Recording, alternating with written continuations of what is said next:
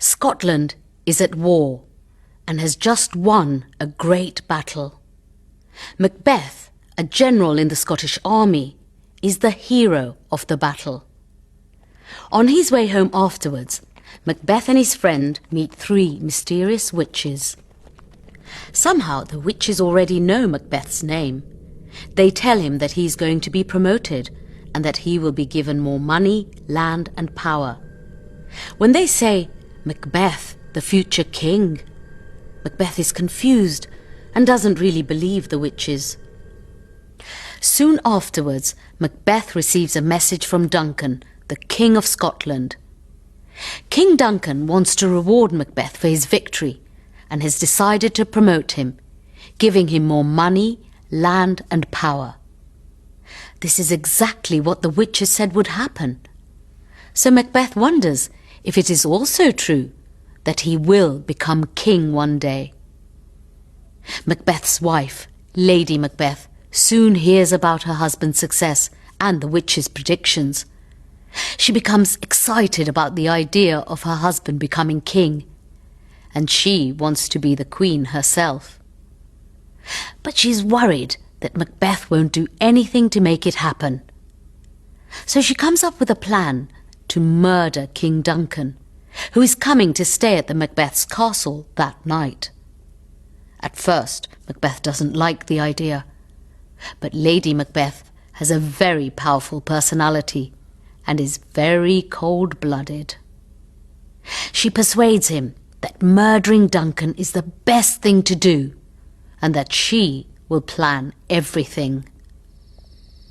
That night, while King Duncan is sleeping, Macbeth and Lady Macbeth make his guards drunk. When the guards are asleep, Macbeth comes into Duncan's room and kills him with a knife. Next morning, when the king's death is discovered, Macbeth kills the guards and tells everyone that he did this because they killed the king. Duncan's son Malcolm is frightened that he might be killed too, and so he escapes to England to lie low and stay safe. With Duncan dead and Malcolm away in England, Macbeth becomes King of Scotland and Lady Macbeth becomes Queen. But Macbeth is worried. His friends might become his enemies and might want to kill him so that they can become king. So he hires murderers to kill his friends and their families. But now Macbeth starts imagining that he can see the ghost of his murdered friend. At dinner that night, the ghost appears to Macbeth, but no one else can see it. Macbeth behaves very strangely in front of all his guests. Macbeth goes to see the witches again, who make more predictions. But they tell him that he will be safe until a nearby forest comes to his castle. Macbeth is relieved. After all, forests obviously cannot move. Lady Macbeth is tortured by the guilt of Duncan's murder.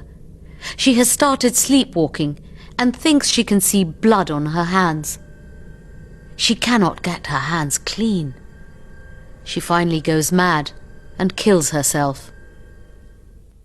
In the meantime, King Duncan's son Malcolm has actually organised an army in England to invade Scotland and to punish Macbeth for killing his father.